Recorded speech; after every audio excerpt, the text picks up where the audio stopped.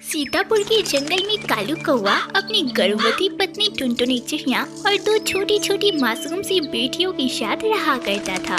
कालू कौवे के पास एक छोटी सी जमीन थी जहाँ पर वह तरबूज की खेती किया करता था और उन तरबूज को बेचकर उसे जो पैसे मिल जाते थे उसी से वह अपने परिवार का भरण पोषण करता था। इसी तरह कुछ महीने बीत जाते हैं और आखिरकार वह दिन भी आ जाता है जब टुनटुनी चिड़िया एक मासूम सी छोटी चिड़िया को जन्म देती है। चिड़िया के पैदा होते ही कालू कौवा टुनटुनी पर भड़क जाता है और गुस्से से लाल होकर कहता है, करमजली, तुझे मैंने कितनी बार बोला कि मुझे बेटी नहीं बेटा चाहिए, पर नासपीटी ने फिर से ही बेटी को जन्म दिया। अब मैं तुम लोगों को घर में एक पल भी बर्दाश्त नहीं कर सकता। निकल जाओ मेरे घर से। कालू जी, अगर बिटिया पैदा हुई तो इसमें मेरी क्या गलती?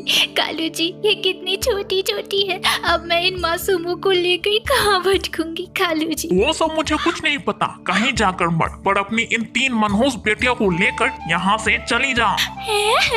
कालू जी हम पर दया करो, हम पर यह अत्याचार मत करो कालू जी। कालू जी, ये तुम्हारी भी तो बेटियां हैं, ये सिर्फ मेरी अकेली की तो नहीं। कालू जी ऐसा मत करो। कालू कौवे के बार बार कहने पर भी जब टुनटुनी चिड़िया घर छोड़कर नहीं जाती तो कालू कौवा टुनटुनी और बच्चों की जमकर पिटाई कर देता है और घर छोड़कर चला जाता है। कुछ दिन बीत जाते हैं पर कालू कौवा वापस घर नहीं आता। तब टुनटुनी चिड़िया अपनी बेटियों को पालने के लिए खुद ही तरबूज बेचने लगती है। इसी तरह कुछ दिन बीत जाते हैं। एक दिन टुनटुनी की बड़ी बेटी पिंकी चिड़िया रोती हुई स्कूल से वापस घर आती है। अरे पिंकी बिटिया, क्या हुआ? तू क्यों रो रही है? माँ, पिताजी हमें छोड़कर क्यों चली गई? माँ, तुम्हें पता है स्कूल की सभी पक्षियाँ मुझे चिढ़ाती है कि पिताजी ने दूसरी शादी कर ली। माँ, क्या ये सच है? पिताजी ने दूसरी शादी कर ली? पिंकी बेटा, अब मैं तुझे क्या ही बताऊं? मैं तेरे किसी भी सवाल का जवाब नहीं दे सकती बिटिया, पर बिटिया जब तू बड़ी हो जाएगी तो तुझे तेरे सारे सवाल के जवाब मिल जाएंगे।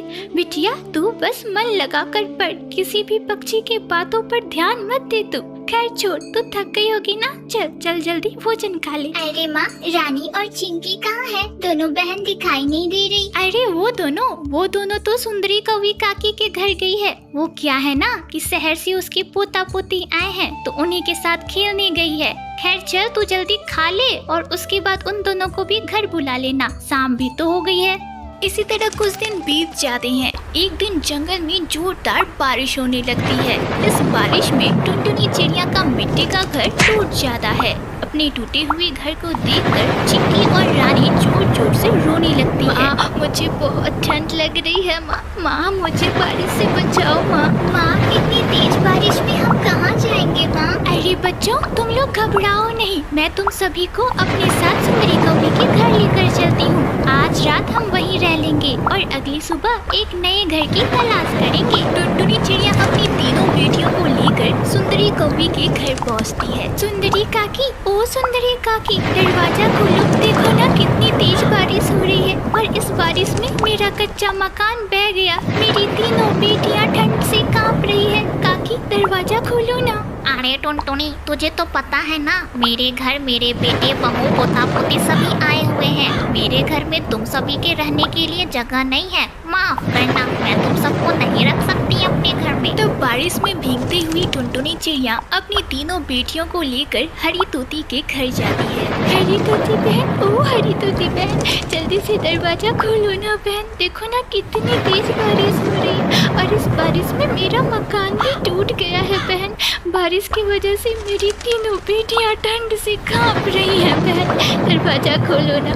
आज रात के लिए अपने घर में थोड़ी सी जगह दे दो, सुबह होते ही मैं तीनों बेटियों को लेकर तुम्हारे घर से चली जाऊंगी। अरे हाँ टुनटुनी बहन, आओ, अपनी तीनों बेटियों को लेकर अंदर आओ। आज रात के लिए तुम सभी यहाँ रह सकती हो। हरी तोती टुनटुनी चिड़िया और उसकी बेटियों को अपने घर में बना दे देती है। अगली सुबह टुनटुनी चिड़िया अपनी बेटियों को लेकर नए घोंसले की तलाश में निकल जाती है। तभी पिंकी चिड़िया की नजर कुछ पक्षियों पर पड़ती है जो कि तरबूज, पंपकिन, अलग अलग तरह के फलों के घर में रह रहे थे। अरे माँ, वो देखो, जंगल के कितने सारे पक्षी पंपकिन के घर, आम के घर, लीची के घर, संतरे के घर, अलग अलग प्रकार के फलों के घर में रह रहे हैं। माँ, क्यों ना हम भी तरबूज के घर में रहे। अरे हाँ पिंकी बिटिया, हमारे खेत में तो कितने बड़े बड़े तरबूज है। चल जल्दी से खेत से तरबूज लाते हैं और तरबूज का एक प्यारा सा घर बनाते हैं। टुनटुनी चिड़िया अपनी तीनों बेटियों के साथ मिलकर एक पेड़ पर तरबूज का एक प्यारा सा घर बनाती है और अपनी बेटियों के साथ उसी तरबूज घर में खुशी खुशी रहने लगती है। दूर किसी जंगल में टूनी नाम की चिड़िया अपने परिवार के साथ रहा करती थी। टूनी चिड़िया का पति बंटी कबूतर रोजाना शराब पीकर घर वापस आता और टूनी चिड़िया को बहुत मारा करता। एक रात की बात है, बंटी कबूतर टल्ली होकर घर वापस आया। तब टूनी चिड़िया ने उससे बोला, बंटी जी, आप रोज पीकर क्यों आते हो और आप सारे पैसे इन गलत आदतों में खर्च कर देते हैं। आपको अपनी सेहत और इस घर की तो कोई परवाह नहीं, पर आप अपनी बेटी टुनटुनी के बारे में तो सोचिए। वह बड़ी हो गई है बंटी जी, कैसे करेंगे उसकी शादी। आप ना काम पर जाते हैं और मैं जो 2-4 पैसे कमाती हूँ उन्हें आप खर्च कर देते हो। सुन, ज्यादा अपनी जुबान मत चला। मुझे तुझसे और तेरी बेटी से कोई मतलब नहीं है, कोई मतलब नहीं, समझे तुम। तुझे जो करना है अपनी बेटी के साथ तू कर, मुझे बस पैसे दे दे। भाई मुझे शराब पीनी है, ला पैसे दे। आज कितने रुपए कमाए तूने, सब दे मुझे। नहीं, मैं आपको एक भी रुपये नहीं दूंगी।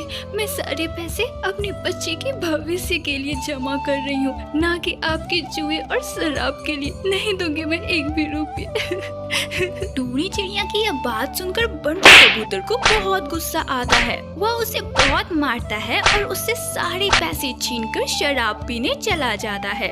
इधर बेचारी टूनी चिड़िया अपनी बेटी टुनटुनी से लिपट कर रोने लग जाती है। इसी तरह कुछ दिन बीत जाते हैं। अब टूनी चिड़िया बीमार रहने लगती है।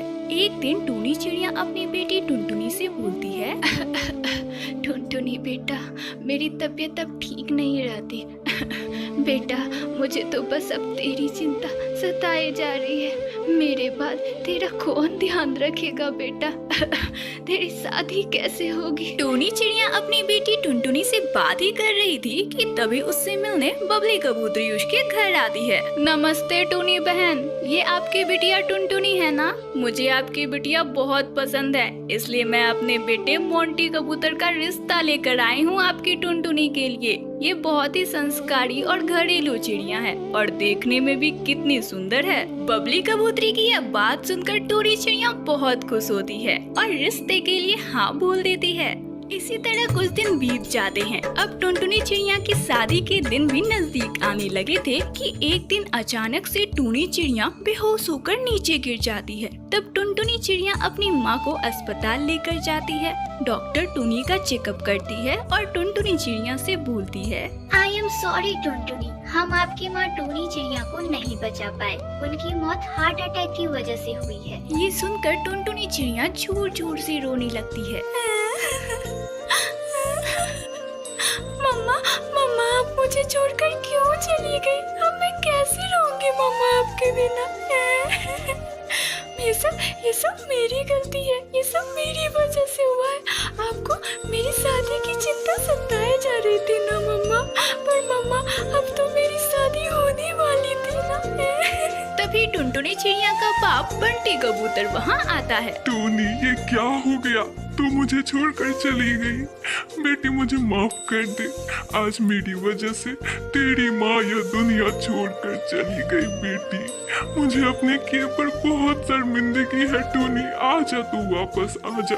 अब मैं सारी बुरी आदतें छोड़ दूंगा। टूनी आजा। भारी मन से बंटी कबूतर टूनी चिड़िया का अंतिम संस्कार करता है और वापस घर आकर अपनी बिटिया टुनटुनी से बोलता है, बिटिया तेरी शादी में तो अब सिर्फ 2 दिन रह गए हैं और मेरे पास तो 1 फूटी कौड़ी तक नहीं है। मैं तेरी शादी कैसे करूंगा अब? टोनी तो क्यों चली गई हमें छोड़कर? अब हमारी बिटिया की शादी कैसे होगी? अपने पापा को परेशान देखकर टुनटुनी चिड़िया अपने कमरे में जाती है और अपनी माँ की दी हुई संदूक लेकर वापस आती है और अपने पापा से बोलती है, पापा ये लीजिए, ये संदूक माँ ने मुझे दिया था और बोला था कि जब मेरी शादी हो तब मैं इसे खोलूं। ये लीजिए पापा। तब बंटी कबूतर उस संदूक को खोलता है। उसमें कुछ पैसे और गहने रखे होते हैं और एक चिट्ठी भी होती है। बंटी कबूतर उस चिट्ठी को खोलकर पढ़ता है जिसमें लिखा होता है, टुनटुनी बेटा, यह पैसे मैंने तेरी शादी के लिए जोड़ कर रखे थे बेटा, और कुछ गहने भी हैं। यह सारे अपने शादी में पहनना। बिटिया, तेरे पापा का तो कुछ पता नहीं, वो तेरा साथ मेरे जाने के बाद देंगे भी या नहीं, पर बिटिया तू अच्छे से रहना और अपना ख्याल रखना बिटिया। टूनी चिड़िया की यह चिट्ठी पढ़कर बंटी कबूतर और टुनटुनी चिड़िया फूट फूट कर रोने लग जाती हैं और 2 दिन बाद बंटी कबूतर अपनी बिटिया टुनटुनी की शादी बहुत ही धूमधाम से कर देती